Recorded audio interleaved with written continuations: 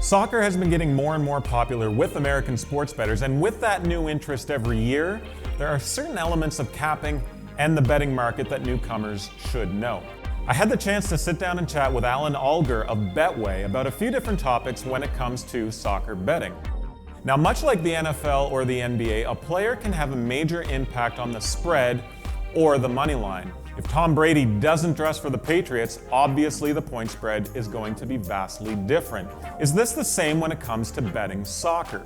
Yeah, the player impact to price is only a recent thing in terms of the leisure punter, Betway's leisure punters, and the people that are placing money regularly with us. In the professional sphere of football betting, it has existed for a very long while. The obvious ones like Harry Kane for Tottenham, Jamie Vardy for Leicester, those would certainly impact the odds. Aubameyang for Arsenal, who's been scoring a hell of a lot recently. And they're three teams that don't really have options outside of those players, where if you look at Manchester City, if Aguero's out, there's at least two other strikers that can come in and obviously just compact the price and still make the price. And obviously most of the times in the Premier League, heavy odds on favourites. With so much data, so many games, statistics, analytics, resources, etc. involved in handicapping a league like the Premier League, it can be quite easy to overlook some important elements in your routine. But Alan recommends just focusing on the basics of any game you're going to bet. If you specialise in your particular team that you follow, you might have seen the fact that your fullback might be getting forward a couple of times. You might have missed a few chances. That tends not to reach the public consciousness. It does now with XG a little bit more, but back in the day, maybe 5 years ago, that shot really wouldn't be logged in many places. And you could see that your side were obviously attacking down that wing and your fullback was overlapping. He was having a few shots per game, and you could say, well, he's probably due a goal. And you'd be ahead of the market there. And you know, fullbacks were usually around 10-1 to score any time in those type of teams. Could be next week that he has that shot and it goes in. One thing you'll notice in basically any soccer league, be it the Premier League or La Liga or Serie A, etc., is non-existent betting value when you have a team like a Manchester City or a Barcelona or a Juventus playing against a bottom half team.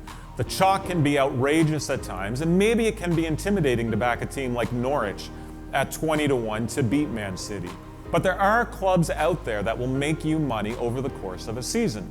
We watched Wolves knock off bigger clubs repeatedly in 2018-19, and Alan has one suggestion moving forward in the Premier League that could score some big wins. Well, the one that they should gravitate towards is Crystal Palace. They have an incredible record of being profitable each season, just to a £10, $10 stake. You would be in profit the last 2 seasons if you back Crystal Palace. And actually their win ratio is quite poor, but what they tend to do, and they tend to be able to do, is they can win at big odds a couple of times during the season, which means that all of the times they're losing is totally swallowed up by that profit. What they're going to do, they're going to win 2 or 3 matches at around the 5-1 mark, plus 500 mark, and they're also going to win on average about 1 at double figure odds, which means you're obviously going to get into some nice profit. Currently this season, that they are the most profitable team to be backing. Something you'll notice in prop markets when you're looking into betting options for a particular match are things like corner kicks or betting over-under bookings. Should you be risking money in these markets, or are there other markets you should be paying more attention to? Alan explains.